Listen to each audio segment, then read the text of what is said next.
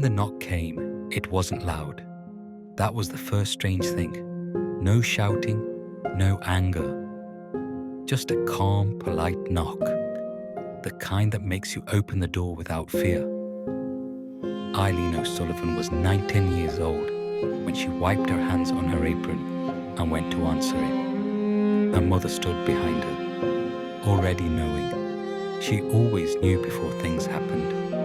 2 women waited outside. Both wore dark coats. Both avoided eye contact.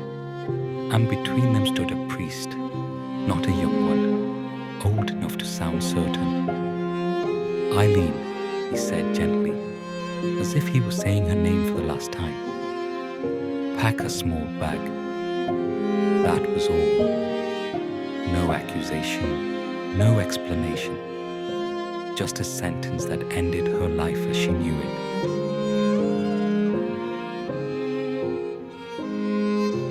Eileen had grown up on the edge of Limerick, in a house that always smelled of damp wood and boiled potatoes. Her father died when she was 12. After that, silence became a rule rather than a habit. Her mother spoke little, the neighbours spoke less, and Eileen learned early that a woman's reputation was something fragile, like glass, and once cracked, never repaired. She worked at a small bakery. She laughed too easily. She smiled at the wrong boy. That was enough. When her belly began to swell, she hid it under loose dresses and prayer. She told no one. But in Ireland, secrets rarely stay buried.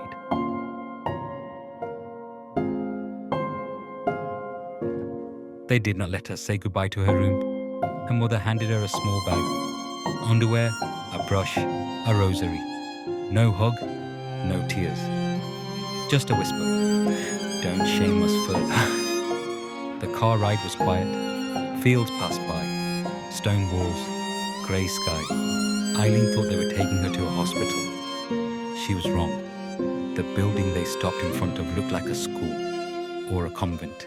High walls, iron gate, windows too narrow to look out of.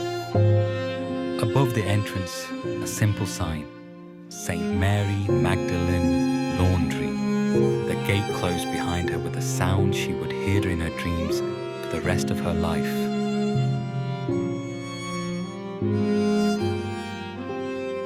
They took her name first, then they took her clothes, then they took her hair. The nun who cut it did not speak. Strands fell to the floor like pieces of something already dead. You are here to repent, the Mother Superior said later. Work will cleanse you. Eileen tried to ask how long she would stay. The answer was silence. That night, she slept in a dormitory with 30 other women. Some cried quietly. Some stared at the ceiling. One whispered a name over and over, like a prayer that no longer worked. The laundry smelled of steam and chemicals. The machines screamed all day. Sheets, uniforms, hospital linens, all washed by hands that cracked and bled. No wages, no clocks. Time was measured by bells. Talking was forbidden. Looking up was discouraged. Mistakes were punished, sometimes with isolation, sometimes with humiliation, sometimes with prayer. Forced, endless prayer. Eileen learned to disappear.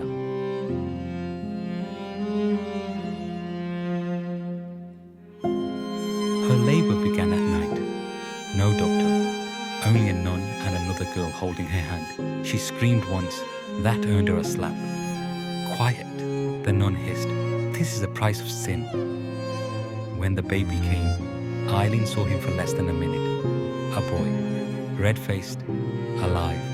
Then they took him. She was told not to cry. She was told she would forget. She was told this was mercy. Weeks later, she asked where her child was. The answer came cold and final. He has been placed. No name, no location, no proof he ever existed. Eileen stayed. Years passed like water through fingers. Girls came and went. Some left, some vanished. One woman died in the night and was gone by morning. No funeral, no questions. Eileen stopped counting days. She stopped imagining freedom. She stopped remembering her own voice. She saw it once, behind the building. A patch of ground with no markers, no crosses, just earth. This is where the forgotten go, another woman whispered. Eileen wondered if her name would be there someday, or if it already was. She was released when she was 42. No explanation, no apology, just a bus ticket and a small envelope of clothes. The world outside felt unreal, too loud, too fast.